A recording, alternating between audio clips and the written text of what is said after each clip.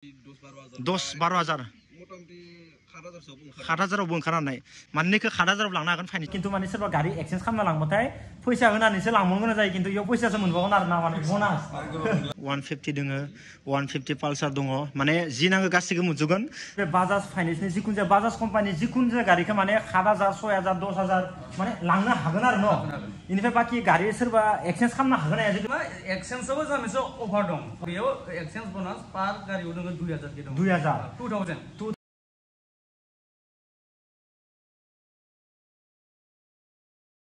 So guys, आं दा पुरा न'निफ्राय फैनानै सफैबाय लोगोफोर दा बागानपारायाव लोगोफोर बेनिफ्राय दा मानि थाखाय फैदों नोंथांनावथ' मिथिखाबाय जानांगौ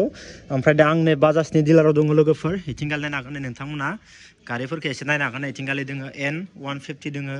150 पालसार दङ माने जि नांगौ गासिबो मोनजोबगोन दा माने इखिनिखौल'सो माने लामना दोनथ'दो आरोना लोगोफोर बाकी गाइस ओमफ्राय इथिंगाल नायनो हागोन नोंथांमोना इथिंगालि दोङो 220 बो दोङो 150 बो दोङो जि नांगौ माने बाजाजनि गारिखौ नोंथांमोना मोनगोन दा स्टकआव माने बेखिनिखौनो लामना दोनथ'दो आरोना लोगोफोर ओमफ्राय दा मा गारि दों नोंथांमोननो एसे देखायग्रोनोसै आङो बाकी इथिंगाल नायनो हागोन नोंथांमोना NS निफ्राय पालसार माने जि नांगौ सब गारिखौनो मोनजोबगोन इनिफ्राय बाकी फाइनेन्सफोरा अबाव जायो मा डिस्ट्रिक्टआव इनिफ्राय बेसांसो बा डाउन पेमेन्टआव ओंखारगोन नोंथांमोना जि गारि नांगौ माने गासिबो मोनजोबगोन आं दा आदानाव सोंगोन आरोना लोगोफोर बेनिफ्राय बाकी दा आङो एसे आदानाव सोंनोसै लोगोफोर ओरैनो बेसेबां डाउन पेमेन्टखौ माने होबा गारिखौ मोनथावना आरो ओरैनो मा डिस्ट्रिक्टआव माने गारिखौ हरनो हागोन पुरा माने बाजाजनि जि गारि नांगौ बेखौ मोनजोबगोन ना आदा बरियानो ओरैनो नैबे मेन लकेसनखौ मा होनना बुङो ओरैनो जितुबा दा जोंनियाथ' दा एकदम मेन बागानपारायानो गोलैयो बागानपारा सक ओमफ्राय इदि 400 गावनो मोनगोन आरो जोंखौ ओमफ्राय इदि एकदम नै जोंना SBI जितुनोखि स्टेट बेंक दोङो बे स्टेट बेंकजों नांजाबनानै आरो नांजाबनाय खाथियावनो खारो न ओमफ्राय ओरैनो दा मा जायगा माने बाइकखौ माने फाइनेन्सआव हरनो हागोन जितुबा दा मा जायगायाव फाइनेन्स हरनो हागोन जोंना आदाया दंफैखायो जोंनि मानसिखा दे आदाया एसे फोरमायना होदो मा डिस्ट्रिक्टआव जितु फाइनेन्स खालामनो हागोन माने दा बुंनो थाङोबा जोङो दा अर्थात अदालगुरिबो बाथ्रा गैया अदालगुरिबाबो फाइनेन्स जागोन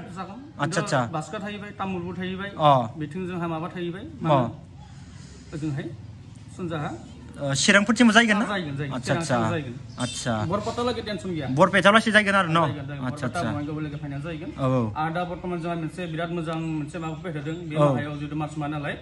दानि बिराद एकदम ल' डाउन पेमेन्ट गारि ओंखारगोन आरो माने नैबे माहायाव आरो ना एकदम ल' डाउन पेमेन्ट साप'ज 1 लाख प्लेटिना गंसे जुदि लानो नागिरोब्ला जुदि बुंनो थाङोबा मथा-मथि 12,000 बा 10,000 माने गारि ओंखारगोन आरो आरामसे जि गारि लायो आरो बाजाजनि आच्छा डाउन पेमेन्टबो खम आरो इन्ट्रेस्टआबो खम बिदि लोगोसे जोंहा मोनसे दा होबाय थादों हेलमेटआथ' हेलमेटआ फ्रि थागोन प्लास गारियाव गथाय एसेसरि फ्रि मोनगोन आरो प्लास गारियाव ओरैनो थारमाने इन्जिननि वारेन्टिया थारमाने 1 इयार बर्तमान जोङो 6 इयारनि वारेन्टि मोनसे कार्ड फ्रि होगोन आच्छा दा बर्तमान दुनियाके मोनसे किनि अफार सलायबायदों आरो मार्च माहनि कारणे नैबे मार्चआव जुदि सोरबा थाब लायोबा अफारखौ मोनजोबगोन आच्छा जुदि सिभिलफोरा बाय थिगि थायोबा ना 6,000 7,000 बो गारि ओंखारो 7,000 ओंखारनाय कोनो गेरेन्टि गैया आच्छा नोंथांमोननि जुदि सिभिला मोजांबा नैबे बाजाज फाइनेन्सनि जिखुनु जाया बाजाज कम्पानि जिखुनु जाया गारिखौ माने 7,000 6,000 10,000 माने लांनो हागोन आरो न इनिफ्राय बाकी गारि सोरबा एक्सचेन्ज खालामनो हागोन ना जुदि बारा इथ' बिराद मोजां खोथा नोंथाङा प्रश्न खालामदों थारमाने मा एक्सचेन्जआवबो जा मोनसे अफार दं सोरबा जुदि गारि एक्सचेन्ज खालामबाय इनि गारि इनि बाइक तारमाने एक्सचेन्ज खालामनायाव जों लाखिगोन आरो बेयाव एक्सचेन्ज बोनास पार गारियाव दङ 2,000 के दं 2,000 माने जाय मानसिया माने गारिखौ एक्सचेन्ज खालामनानै बेलेग गारिखौ लाङो इनि थाखाय आरो एक्सट्रा माने 2,000 दंबावो अफार दंबाय तारमाने साप'ज इनि गारि एक्सचेन्जआव फैदों बाथ्रायाव मोनदों 20,000 टाका 20,000 फैदों बेहाय दा 2,000 प्लास जागोन टटेल 22,000 जाहैगोन आच्छा स' गाइस दा जोबोद मोजां माने बेलेग डिलारफ्राव माने गारि लाबाथाय खिन्थु नैबे मोनसे अफारखौ मोनाखै दै बहुत जायगायाव थांबाय आं लोगोफोर खिन्थु माने सोरबा गारि एक्सचेन्ज खालामना लांबाथाय फैसा होनानैसो लांबावनो गोनां जायो खिन्थु इयाव फैसासो मोनबावगोन आरो ना माने बनास मोजां सुबिदा लोगोफोर दा नोंथांमोना खेबसे नायफैदो नैबे बागानपारायावनो आं कल नाम्बारखौबो होनो हागोन जुदि फाइनेन्सआव लानो गोसो दङब्ला आरामसे सोंना फैजागोन टेनसन गैया आरो जि गारि नांगौ बेखौथ' मोनजोबगोन बाजाजनि मोनजोबगोन बाजाजनि इनि गारि इनि मडेल जि नांगौ आरो माने बेखौनो मोनगोन आच्छा आरो फाइनेन्सआ बिराद एभेलेबल बेहा जेनेका फाइनेन्स नांगौ सुबिदा माने जिखुनु जाया फाइनेन्सखौनो खालामनांगोन गावनि गोसो बायदि मा फाइनेन्सखौ खालाम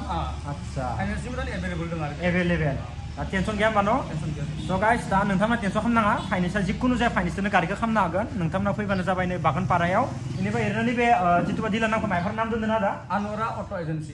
आनुरा अट' एजेन्सि आरो न' नै बागानपारायावनो आङो कन्टेक्ट नाम्बारखौ होनो हागोन लकेसनखौबो होनो हागोन नोंथांमोना खेबसे आराम नायफैबानो जाबाय आरो बाजाजनियाथ' पुरा बेटारिनिबो स्कुटि ओंखारबाय मोजां मोजां ना सेटक बेखौथ' मोनगोन ओमफ्राय दा सेल जाबाय ना आচ্ছা आচ্ছা ओरैनो बेसेसो प्राइस दा नैबे जिथुबा दा स्कुटि गोदान ओंखारनाय सेटका बर्तमान दङ 1,20,000 दं 1,20,000 आरो न' जोबोद मोजां सुबिदा लोगोफोर मटामटी एबो सेटकाबो मटामटी 12-1500 हरगोन दा 12-15 मटामटी 12,000-15,000 आरामसे गारि फाइनान्स लांनो हागोन टेनसन गैया जाय मानसिफोरा गारि नांगोन होनना बुंबाय थादोंमोन गोबां मानसिफोरानो सोङो ना दा डाउन पेमेन्ट फाइनान्सआव बेसेबां मोनो आंथ' बहुत भिडिअ लाबबाय सेकेन्ड हेन्ड डिलार आरो नै गोदान डिलार नोंथांमोना टेनसन खालामनाङा गोदान डिलाराव आरामसे सिभिल मोजां मानो खमाव लांनो हायो आरोना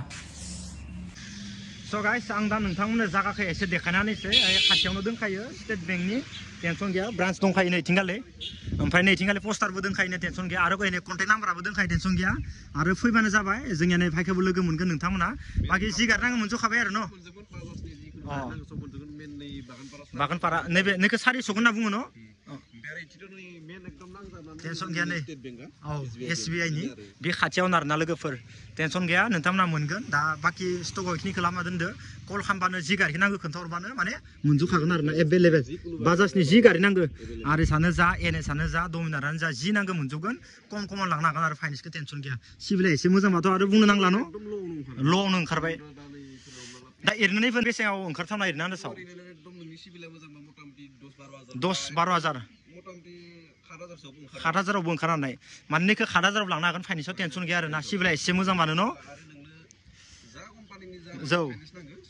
सब एभेलेबेल मा कम्पानिजों माने फाइनान्स खालामनो आरोना गावनि गोसो आচ্ছা बेफोरथ' टेनसन गैया नै एनएसफोर दोङो पालसार दोङो आरो जि नांगौ सोब मोनजोबगोन लोगोफोर दा बाखि सेलाथ' जाबाय थायोनो नङा होमबा दा जोबथ'ना दोङो आरोना लाबोनांगोन औ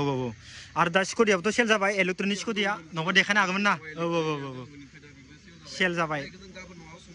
समफोर लाबोगोन आरोना गाबोन समफोरनि गेजेराव आচ্ছা टेनसन गैया लोगोफोर बेटारिनिबो स्कुटि दोङो नोंथांमोना आरामसे सलाय थाव सोलायनाय दखानानो गैखाया आरामसे सलायबाय थानो टेनसन गैया आरोना